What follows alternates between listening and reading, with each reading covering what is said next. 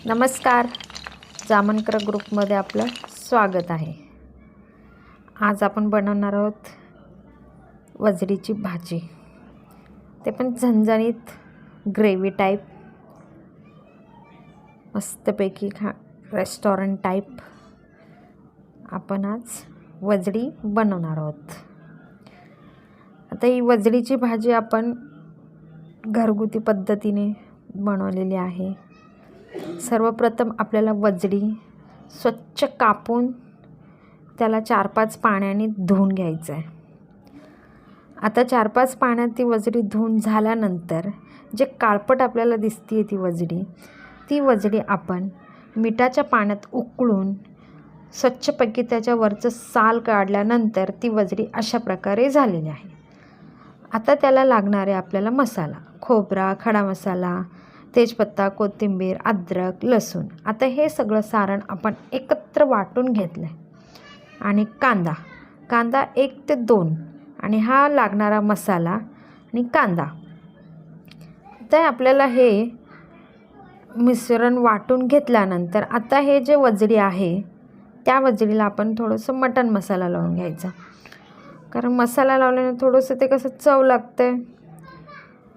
आता आपल्याला एका कुकरमध्ये 3 ते 4 म्हणजे 2 ते 3 किंवा 4, वजरी जर जास्त असेल तर जास्त तेल, कारण ते ह्या वजरीमध्ये चरबी जास्त असल्यामुळे मी इथे फक्त 2 चम्मचच तेल वापरले आहे।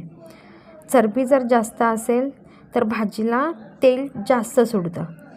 आता तेल कडक तापल्यानंतर आपल्याला ह्याच्यात टाकायचं आहे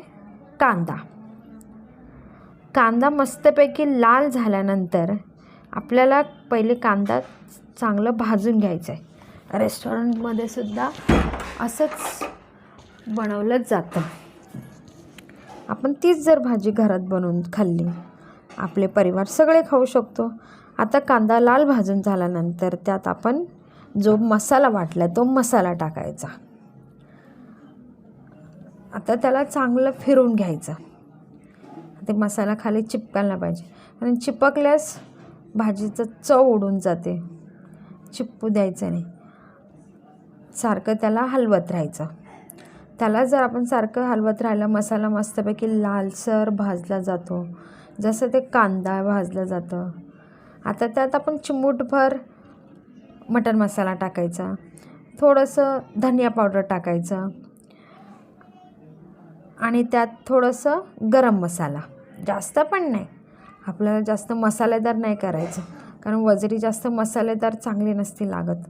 आपल्याला नॉर्मली थोडं 1-1 चम्मच टाकायचं, कारण वजरी आपण खाल्ल्याने आपले हाडे मजबूत होतात, आपल्या शरीरालाही वजरीची भाजी चांगली असते।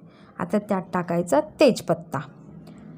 तेजपत्ता का टाकायचं, थोडंसं ते वास येतं भाजीचं, मस्तपैकी चव लागतं। आपलं ही आता भाजली आहे, मसाला मस्तपैकी भाजून झाला आहे लालसर, खाली अजिबात चिपकलेला नाही आहे, थोडाही चिपकलेला नाही आहे, कारण ते करपल्याने, मसाला चिपकल्याने, काळा झाल्याने काहीच उपयोग नाही। आता मसाला भाजून झाल्यानंतर त्यात आपल्याला टाकायचं आहे वजरी। त्याला आपण स्वच्छ पाण्यात धुवून घेतलं आहे, 4-5 पाण्यात, हळदीच्या पाण्यात धुवून घेतल्यामुळे त्याचा कलर वेगळा झाला आहे। जेवढं आपण वजरीला धुवू तेवढा ती भाजी चव येते आणि त्यातला वास निघून जातं। आता त्याला चांगलं एकजीव करून घ्यायचं,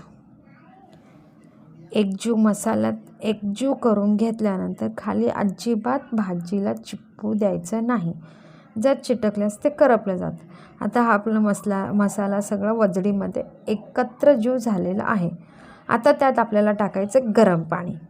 थंड पाणी टाकल्यास भाजी लवकर शिजत नाही, प्रत्येक भाजीत आपण गरम पाणी वापरलेलं अतिउत्तम, कारण लवकर भाजी शिजली जाते आणि भाजीला एक प्रकारचं टेस्ट येतं। थंड पाण्याने चव उडली जाते। आता त्यात टाकायचं आपल्याला चवीपुरतं मीठ। आपण ही भाजी सप्पकही खाऊ शकतो आणि तिखटही खाऊ शकतो। चवीपुरतं मीठ टाकल्यानंतर आपल्याला ही भाजी आता वाफेवर ठेवायची आहे, किंवा त्यात आपण शिट्टी घ्यायचा। जवळजवळ आपल्याला 5 ते 6 शिट्ट्या घेतल्यानंतर आपली ही वजडीची ग्रेव्ही टाईप भाजी तयार आहे.